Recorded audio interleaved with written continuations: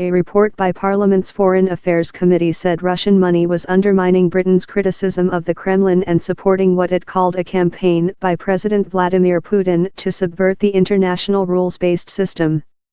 The scale of damage that this dirty money can do to UK foreign policy interests dwarfs the benefit of Russian transactions in the city, said committee chairman Tom Tijandat.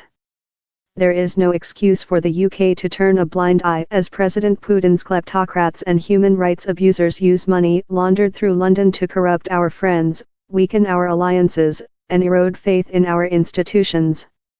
Among its recommendations, the committee said Britain should work with international allies to make it more difficult for Russia to issue sovereign bonds, which are not subject to sanctions, via banks which are sanctioned, a practice the report said undermined efforts to rein in Russian behavior.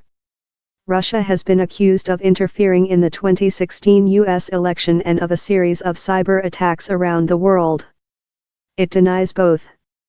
Prime destination. The British National Crime Agency said this month that potentially hundreds of billions pounds of money laundering impacts Britain each year, and that it is a prime destination for Russians looking to legitimize the proceeds of corruption.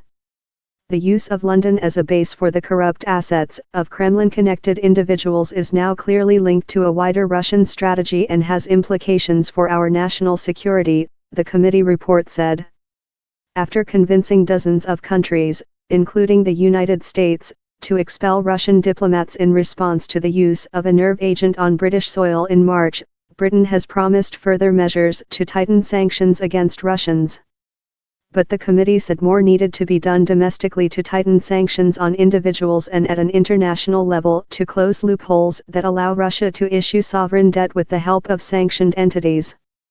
It recommended working with the EU and United States on a way to prohibit the purchase of Russian bonds which have been sold with the help of sanctioned banks, and a ban on European clearing houses making Russian debt available.